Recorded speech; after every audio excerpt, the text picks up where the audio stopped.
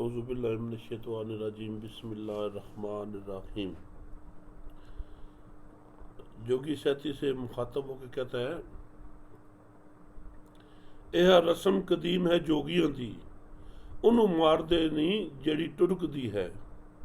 خیر منگن گئے فقیر تائیں، اگوں کتیاں وانگ گرگ دی ہے۔ اے خسم نو کھان نو کیویں دیسی، جڑی خیر دے دین تو جرگ دی ہے۔ ایڈی پیرنی کے پہلواننی ہے، اگے کنجری ایک سے ترک دی ہے۔ پہلے پھوک کے اگ شتابیاں نو، پچھو سرد پانی ویکھو برگ دی ہے۔ رن کنڈ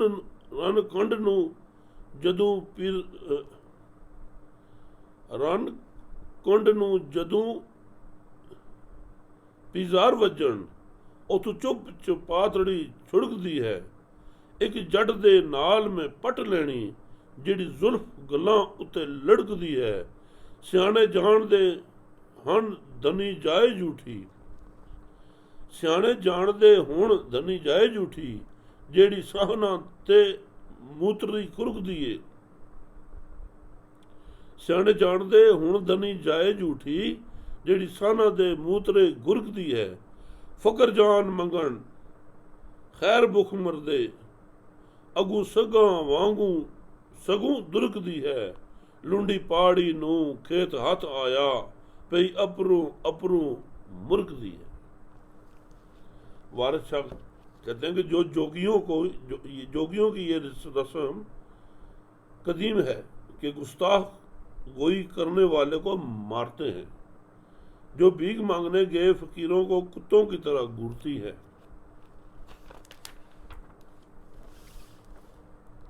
جو خیرات دینے سے کتراتی ہے، وہ خاوند کو کھانے کے لیے کیا دے گی؟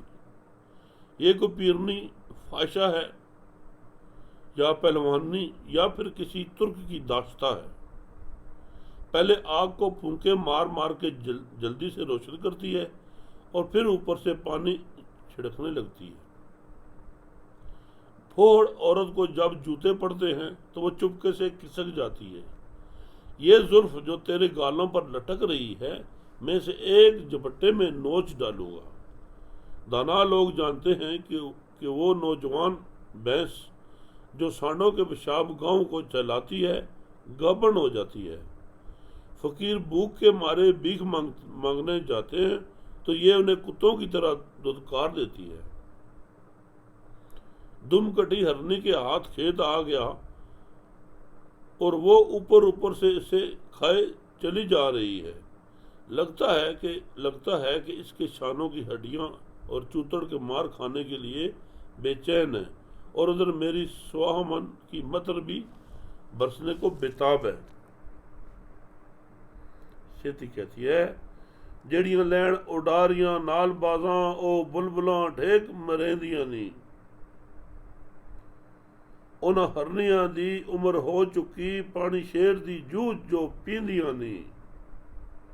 او وانا جان کباب ہویاں، جڑیاں ہیڑیاں نال کہیندیاں نی۔ ایک دن او پھیر سن آن گھوڑے، کڑاں جنہاں دیاں نت سنیدیاں نی۔ تھوڑیاں کرن سہاگ دیاں او آساں، جڑیاں دھاوڑیاں نال منگیندیاں نی۔ جو کا ایک دن پکڑ نچوہنے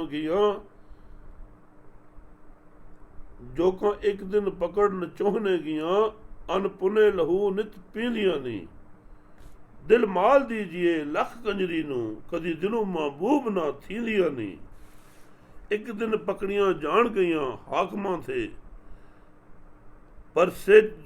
پر سیج جو چڑھ نت پرائی سیج جو چڑھ نت۔ ایک دن پکڑیاں جان گئیاں حاکماں تھیں، پر سیج جو چڑھ نت چڑھیندیاں نی۔ ایک دن گڑے وسان اے گٹاں، ہاتھاں جوڑ کے نت گریندیاں نی۔ تیرے اون منڈے ساڑے لون ناڑے، مشکاں کسے دیاں بجیندیاں نی۔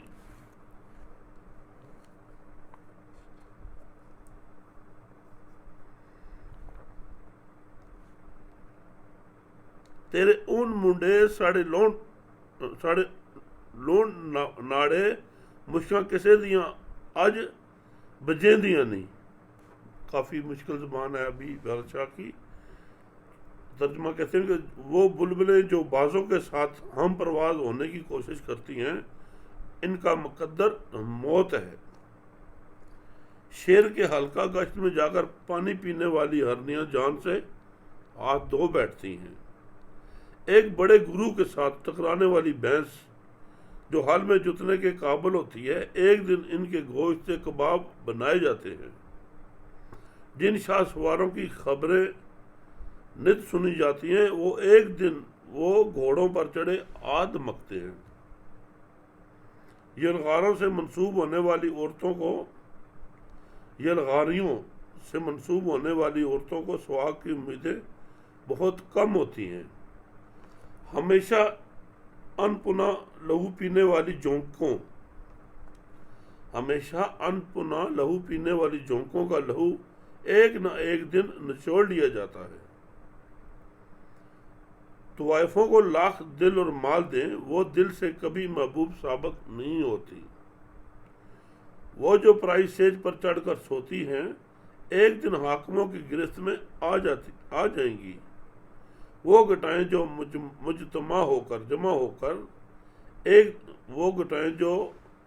مجتمع ہوتی ہیں اکٹھی ہوتی ہیں ایک دن زالہ باری بھی کر جاتی ہیں. تیرے شانے مار کھانے کے لیے بےتاب ہیں اور ہماری رسیاں دیکھیں آج کس کی مشکیں باندھی جاتی ہیں.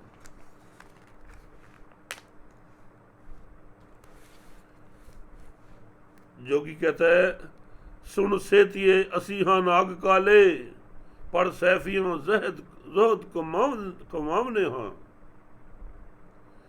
مگر فن نو بن کے صاف کر دے جن بوت نو ساڑ وکھاونے ہاں. نقش لکھ کے پھوک یاسین دئیے سائے سول دی ذات گواونے ہاں. دکھ درد بلا تے جائے تنگی قدم جنہ دے ویڑیاں پاونے ہاں. سنے تسمیاں پڑھا اخلاص صورت جڑا ویر دیاں پٹ وکھاونے ہاں. دلوں حب دے چاہ تویج لکھیے اسی رٹھڑے یار مناونے ہاں. جڑا مارنا ہوئے تاں کہل کر کے اتوار مسان جگاونے ہاں. جڑے گبرو تو رن رہے وٹر لونگ مندرے چاہ کھواونے ہاں. جڑے یار نو یار نہیں ملے نہ ہی پھل مندر کے چاہ سنگاونے ہاں. انہاں ووٹیاں دے دکھ درد جاندے پھڑ ہک تے ہاتھ پھراونے ہاں. کیل ڈائنا کچیاں پکیاں نو دند بن کے لٹاں مناونے ہاں. جہاں سحر جادو چڑے بوت کڈے جادو چڑے بوت کدے گنڈا کیل دوالے دا پاونے ہاں. کسے نال جے ویر ورد ہووے انہوں بوت مسان چمڑاونے ہاں. برا بولدی جیڑی جوگیاں نو سر من کے گدے چڑھاونے ہاں. جندے نال مد پڑا ٹھیک ہووے انہوں بیر بطال بجاونے ہاں. اسی کھیڑیاں دے کرو ایک بوٹا حکم رب دے نال پٹاونے ہاں. وارث شاہ جے ہور نہ داؤ لگے سر پریم جڑیاں چا پاونے ہاں. جو کہ کہتا ہے سن رہی تیزی ہم کالے ناگ ہیں. ہم سیفیاں پڑھ پڑھ کے ریاضت کرتے ہیں. ہم مکر و فن کو زائل کر کے جن بوت کو جلا ڈالتے ہیں. آسیب کو لنج دور کرنے کے لیے نقش لکھ کر اس پر یاسین پڑھ کر پھونک دیتے ہیں. ہم جس آنگن میں قدم رکھتے ہیں وہاں سے دکھ درد بلا اور تنگی دور ہو جاتی ہے.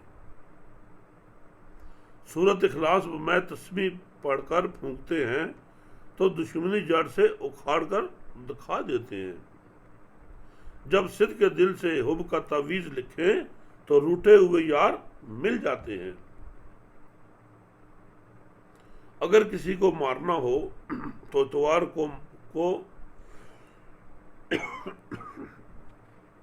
اگر کسی کو مارنا ہو تو اتوار کو موکلوں پر قابو پانے کے لیے مسان لگاتے ہیں۔ جو عورت اپنے خاوند سے روٹھ جائے اسے لونگ دم کر کے کھلاتے ہیں۔ جس عاشق کو اس کی معشوقہ نہ ملے اسے پھول پر منتر پھونک کر سنگاتے ہیں۔ جب ہم کچھ پڑھ کر سینے پر ہاتھ پھیرتے ہیں تو دلہنوں کے دکھ درد دور ہو جاتے ہیں۔ ہم کچی پکی ڈائنوں پر قابو پانے کے لیے ان کے دانت توڑ دیتے ہیں اور ان کی لٹیں منڈوا دیتے ہیں۔ جب کسی کے سر پر سحر، جادو یا بھوت سوار ہو تو ہم اس کے گرد اثار کھینچ کر اس کے گلے میں گنڈا ڈال دیتے ہیں۔ اگر کسی سے ویر یا دشمنی ہو تو ہم اسے شمشان کے بھوتوں کی گرفت میں دے دیتے ہیں۔ اور جو عورت جوگیوں کو برا بھلا کہتی ہے ہم اس کا سر مونڈ کر گدھے پر بٹھا دیتے ہیں۔ جس کے ساتھ ہمارا بیر ہو اس پر ہم بیر بتال بیچ دیتے ہیں۔ خدا کے حکم سے ہم کھیڑوں کے گھر سے ایک بوٹا اکھاڑنے والے ہیں۔ وارث شاہ اگر کوئی اور چارہ کارگر نہ ہو تو سر میں پریم جڑی ڈال دیتے ہیں۔ ابھی سیدھی کہتی ہے محبوب اللہ دے لاڈلے ہو اس ووٹڑی نو کوئی سول ہے جی، کوئی گجڑا روگ اس دھانا پئی نت اے رہے رنجول ہے جی، اتھو لڑی ویندی لاہو لتھڑی نو لتھڑی بھی دئی ہو جاندی مختول ہے جی، منہ مٹھڑی لاڑ دے نال بولے ہر کسے دے نال معقول ہے جی، مودہ پیا ہے جگڑا نت ساڈا اے ووٹڑی گھرے دا مول ہے جی، میرے ویر دے نال ہے ویرس دا جیا کافراں نال رسول ہے جی، اگے اس دے ساورے ہاتھ بدے جو کچھ آخدی سب قبول ہے جی، اے پلنگ تے کدی نہ اٹھ بیٹھے ساڑھے ٹھڈ وچ پھرے ڈنڈول ہے جی۔ ستی کہتی ہے جوگی کو آپ اللہ کے لاڈلے محبوب ہیں، یہ دلہن شدید درد میں مبتلا ہے، یہ کسی اندرونی بیماری کا شکار ہے اور ہمیشہ رنجوری میں چارپائی پر پڑی رہتی ہے۔ اس کی تنزل پذیری سے لگتا ہے کہ یہ ہاتھ سے گئی، اس کے بدن میں نہ جانے کیا چیز خلل ڈال رہی ہے۔ یہ شیریں دہن ہر کسی کے ساتھ لاڈلی باتیں کرتی ہے جو معقول ہوتی ہیں۔ یہ دلہن ہمارے گھر کی بنیاد ہے جس کی بیماری کے باعث سارا گھر اوندا پڑا ہے۔ میرے بھائی کے ساتھ اس کی دشمنی رسول سے کافروں کی دشمنی کے مترادف ہے۔ سسر نے اس کے سامنے ہاتھ بھی جوڑے ہیں، یہ جو کہے ہمیں سب قبول ہے، یہ پلنگ پر کبھی اٹھ کر نہیں بیٹھی جس کے باعث ہمارے پیٹ میں درد کی لہر اٹھتی ہے۔ جو کہ کہتے ہیں ہاتھ ویک کے کرو علاج اس دا، ہاتھ بن کے بینتی کراں تینوں، ناڑی ویک کے کراں علاج اس دا جے اٹھ کے ہاتھ وکھاوے مینوں، نبض ویک کے اس دی کراں کاری دے ویدنا سب بتائے مینوں، روگ کاس تو چلیا کرے ظاہر مزہ منہ دا دے سنائے مینوں، وارث شاہ میاں چھیتی روگ کٹاں بلک موت تھی لیاں بچائے مینوں۔ چھیتی نے کہا کہ اس کا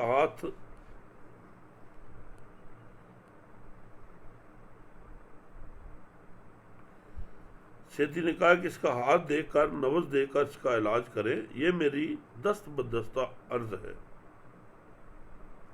رانجھے نے کہا کہ اگر یہ اٹھ کر مجھے ہاتھ دکھائے تو میں نبض دیکھ کر اس کا علاج کرنے پر تیار ہوں، اگر یہ مجھے اپنا دکھ بتا دے تو میں اس کی نبض دیکھ کر اس کا شافی علاج کروں گا۔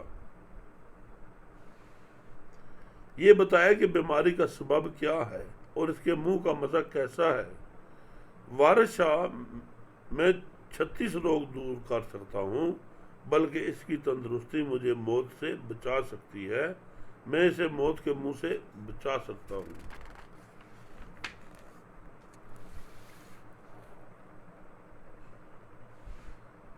آگے جوگی کہتا ہے کہ جو اس کے پاس علاج ہے وہ بتاتا ہے، کہتے ہیں کھنگ کھرکتے ساتے اکھ آئی، سول وندڑی پیڑ گواونا ہاں، کو لنج تپ دکھتے مار کا تپ انو کاڑیاں نال گواونا ہاں، سرسام سواد زکام نزلہ اے شربتاں نال پٹاونا ہاں، سل نفع تے استقا ہوئے لہم تبل تے واؤ ونجاونا ہاں، لوت پھوڑیا اتے گمیر چیمبل تیل لائی کے جڑاں پٹاونا ہاں، ہوئے پیٹ دی پیڑ کے اد سے ہی تھی، ادا گناہ دیں 8ویں پاونا ہاں، جولا مار جائے جڑے روگیاں نو، سوئی تیل سے آنجنا لاونا ہاں، باں سک جائے ٹنگ سن ہووے تدو پینڈ دا تیل ملاونا ہاں، رند مرد نو کام جے کرے غلبہ دنیا بیوں کے چاہ پیاونا ہاں، نا مرد نو چیچ ووٹیاں دا تیل کڈ کے نت ملاونا ہاں، جے کسے نو باد فرنگ ہووے رس کپور تے لونگ دواونا ہاں، پر میو سزاگ تے چھا موتی انو اندری جھاڑ دواونا ہاں، اعتسار بنا سول جیڑے اسما غول ای گول پلاونا ہاں، وارث شاہ جیڑی اٹھ بہے نائی انو ہاتھی مول نہ لاونا ہاں۔ یہ ساری بیماریاں اور بیماریوں کے علاج وارث شاہ بتا رہے ہیں۔ یہ ابھی ہم کاڑے پی رہے ہیں نا، کاڑے پیئے اور جوشاندے پیئے، آ گیا ہے کرونا، یہ 400 سال پہلے وارث شاہ بتا چکے ہیں۔ کہتے ہیں میں کھانسی، خارش، دمہ، شوب چشم اور کولنج کا درد رفع کر دیتا ہوں۔ کولنج تپ دق اور تپ محرکہ کا علاج جو شاندوں کے ذریعے کرتا ہوں۔ سرسام صداع، زکام اور نزلہ کی جڑ شربت کے ذریعے اکھاڑ دیتا ہوں۔ سل نفع اور استقاء خواہ تبلی ہو یا لہمی جیسی بیماریوں کو دور کر دیتا ہوں اور ری کا علاج بھی کرتا ہوں۔ لوت پھوڑے گمیر اور چمبل پر تیل لگا کر انہیں جڑ سے اکھاڑ دیتا ہوں۔ پیٹ درد ہو یا آدھے سر کا درد، ان دونوں کو 8 دنوں میں ختم کر دیتا ہوں۔ کسی کو ادرنگ اور لقوہ ہو گیا ہو تو اسے حلب کا شیشہ دکھا کر اسے صحتیاب کر دیتا ہوں۔ مرگی کا دورہ پڑ جائے تو پاؤں کا جوتا اتار کر مریض کو سنگاتا ہوں۔ جن روگیوں کو جولا کا مرض لاحق ہو انہیں مالش کرنے کے لیے سہانجنا کا تیل دیتا ہوں۔ بازو سوکھ جائے یا ٹانگ بے حس ہو جائے تو پینٹ کے تیل کی مالش کرواتا ہوں۔ اگر مرد یا عورت پر جنسی جذبہ غالب ہو تو اسے دھنیا بھگو کر پلوا دیتا ہوں۔ نہ مرد کو چیچی بوٹیوں کا تیل عضو مخصوص پر مالش کے لیے دیتا ہوں۔ اگر کسی کو باد فرنگ ہو تو اسے رس کپور اور لونگ دیتا ہوں۔ جریان ہو، سوزاک ہو یا پیشاب لسی جیسا سفید ہو تو اسے اندری جھاڑ دیتا ہوں۔ کسی کو پیچس یا مروڑ ہو تو اسے اسم گول کر پلاتا ہوں۔ وارث شاہ جو اٹھ کر بیٹھ نہ سکے اس کو میں ہاتھ تک نہیں لگاتا۔ یہ وارث شاہ کے سارے اقوال ہیں، آپ نے سنے ہیں کہ بیماریاں اور بیماریوں کا علاج سیدھا سادہ وارث شاہ نے بتایا ہے۔ اور آج کا سبق ادھر ختم کرتے ہیں، کل انشاءاللہ بشرط زندگی ہم آپ کے ساتھ ہیں۔